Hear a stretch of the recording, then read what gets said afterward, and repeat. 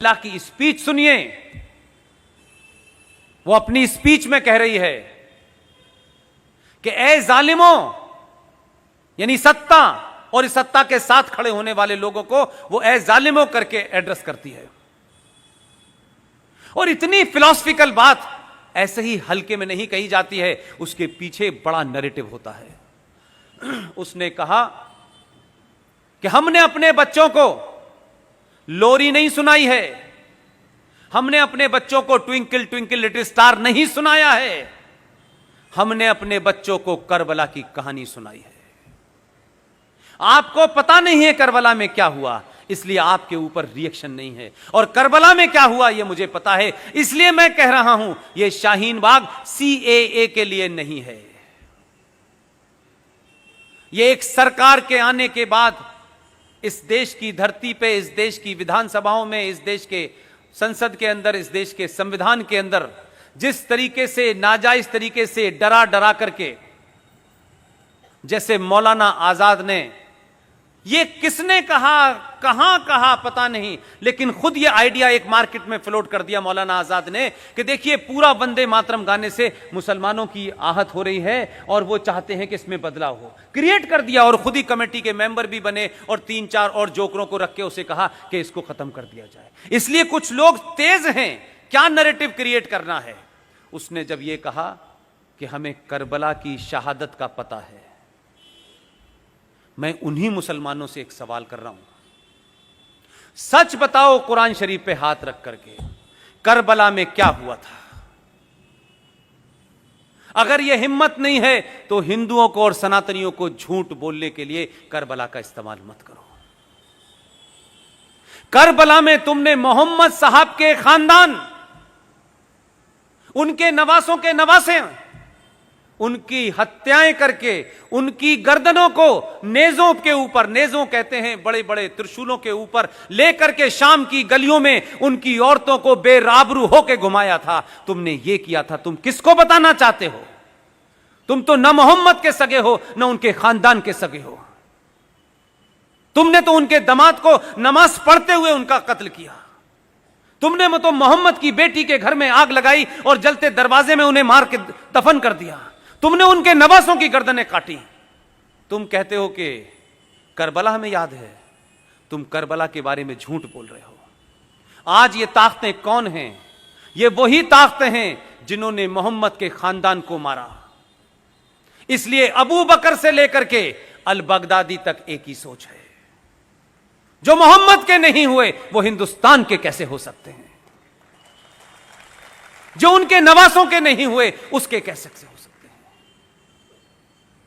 हमको सिखा रहे हो? हमने तो, और हमारे डीएनए में तो राजा दाहिर सेन का इतिहास नहीं पढ़ा है तुमने, और मक्कार इस देश के इतिहासकारों ने पढ़ाया नहीं है, और हमें यह जिज्ञासा नहीं है कि हमारे पूर्वज कौन थे। राजा दाहिर सेन सिंध का आखिरी राजा था, उसका इतिहास पढ़ लेते तब भी मुसलमान अपनी मुंह नहीं खोलता आपके सामने। मोहम्मद साहब के परिवार में नवासों के नवासे जो भी रह गए थे, राजा दाहिर सेन ने अपने किले में उनको छुपा करके शरण दी। लेकिन बदकिस्मती और ट्रेजेडी देखिए कि कासिम जो चला था वहां से, पूरा नाम उसका क्या है, मोहम्मद बिन कासिम।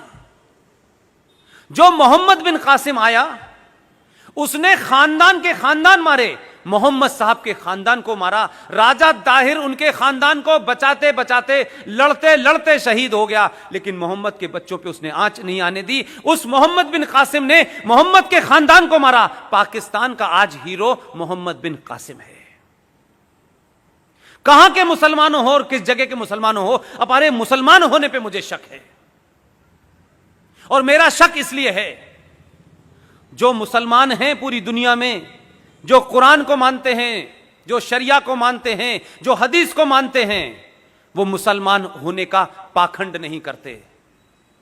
तुम मुसलमान नहीं हो, तुम इस धरती पे मुगलों द्वारा अत्याचारों के सामने तुमने तलवार के सामने शलवार पहन ली थी।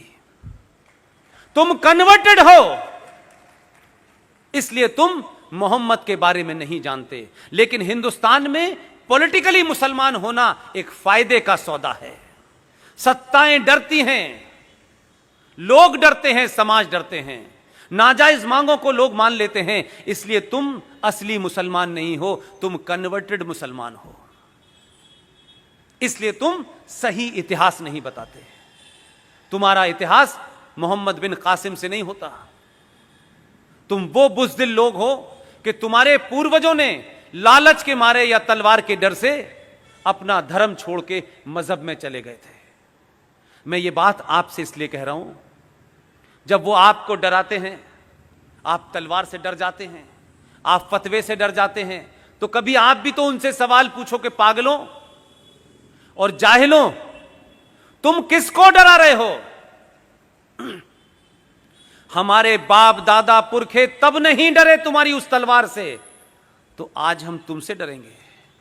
तुम तो डरे हुए लोग हो, हमें क्या डराओगे यार? ये बोलना शुरू करा है आपने, इसीलिए इस देश में बड़ी उथल पुथल है।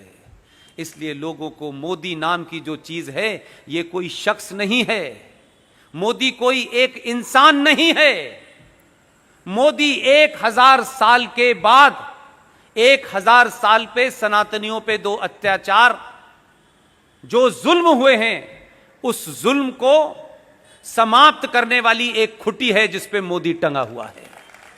ये वो सोच है जिसके 7000 साल की तकलीफों को दूर करने के लिए हमें लगता है कि यह आदमी आया है, इसलिए पूरा देश उसके साथ खड़ा हुआ है और हर आदमी यह चाहता है कि इसको समाप्त करना चाहिए।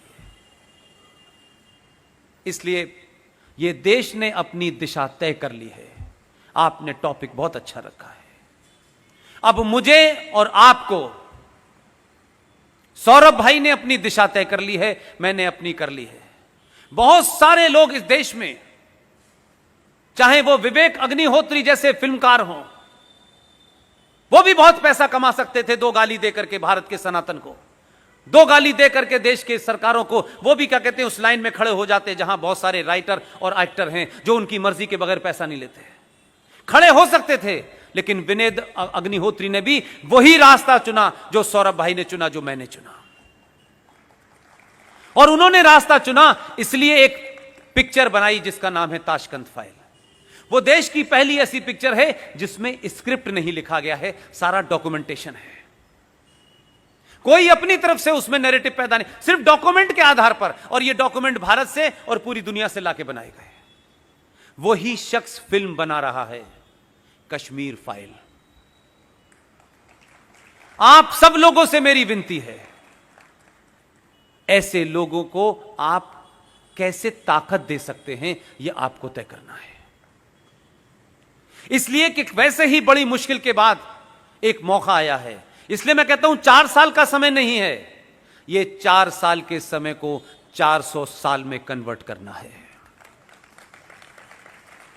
बहुत पैसा आपने कमाया होगा, बहुत रुतबा कमाया होगा, कोई याद नहीं रखता है। दुनिया में किसी बड़े आदमी का नाम नहीं आता है कि उनकी 500 इंडस्ट्री थी, उनकी उसमें बड़ी फैक्ट्री थी, उनका हीरे का। कहीं पढ़ा आपने इतिहास में? इतिहास में धारा के विपरीत जाके जो खड़े होते हैं उन्हीं का नाम आता है। धारा के विपरीत खड़ा होना बहुत मुश्किल था, लेकिन आज बहुत आसान है। मुंबई जैसे शहर में रात के 9 बजे करोड़पति लोग इसमें बैठे होंगे, बहुत काम उनके पास होंगे, लेकिन दुनिया भर में जो लोग बातें कह रहे हैं, सौरभ भाई जो बात कर रहे हैं, उस दिल ने उनके मन में कहीं कोई आग पैदा कर दी है, इसीलिए वो यहां बैठे हुए हैं। यहां से आपको ना कोई टिकट मिलने वाली है, ना यहां से कोई आपको पद मिलने वाला है, ना कोई नया कॉन्ट्रैक्ट मिलने वाला है,